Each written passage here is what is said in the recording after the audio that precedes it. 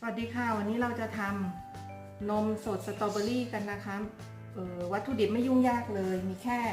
สตรอเบอรี่น้ำตาลเลือกตามที่ชอบได้เลยนะคะจะเป็นน้ำตาลทรายที่บ้านก็ได้แต่วันนี้แม่น้องจะใช้น้ำตาลทรายแดงแล้วก็นมสดยี่ห้ออะไรก็ได้น้ำแข็งใส่หรือไม่ใส่ก็ได้ค่ะตามชอบเลยเป็นอะไรที่ง่ายมากสัดส่วนก็อัตราส่วนก็ไม่ซีเรียสอะไรเดี๋ยวแก้วหนึ่งจะทำแก้วใหญ่แก้วหนึ่งแก้วเล็กแก้วหนึ่งนะคะก็จะใส่ไม่เท่ากันแก้วใหญ่ก็จะใส่สัก3 4 6 8 10 12ลูก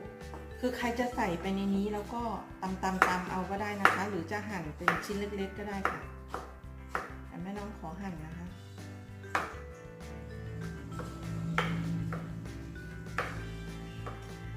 เสร็จแล้ว12ลูกดูจะเยอะนะคะแล้วก็ใส่ลงไปในแก้วเลยแค่นี้พอเดี๋ยวขอเพิ่มในแก้วเล็กหน่อยนะคะ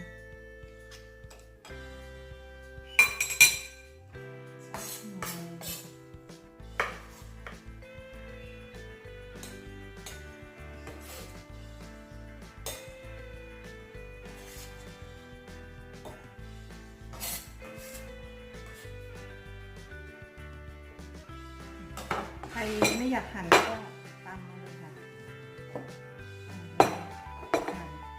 ใส่น้ำตาลลงไปนะคะ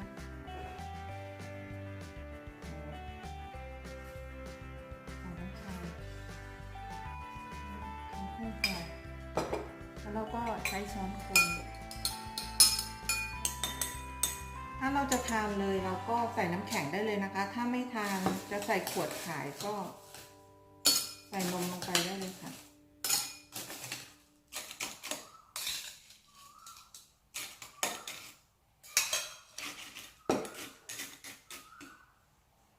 ใส่นมได้เลย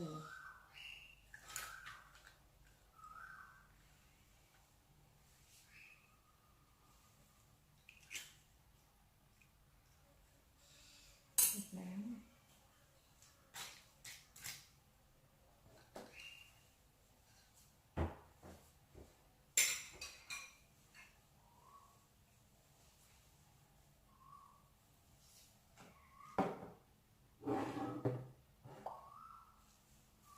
นี่คือเราได้นมสตรอเบอรี่มาแล้วนะคะเราสามารถที่จะ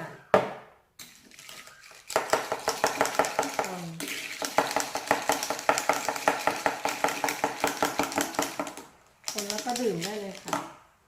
แค่นี้เองเสร็จแล้วค่ะนมสตรอเบอรี่ค่ะอันนี้ก็เป็นนมสตรอเบอรี่พร้อมดื่มของเรานะคะก็จะมีเนื้อสตรอเบอรี่ทานได้เลยค่ะเย็นๆชื่นใจ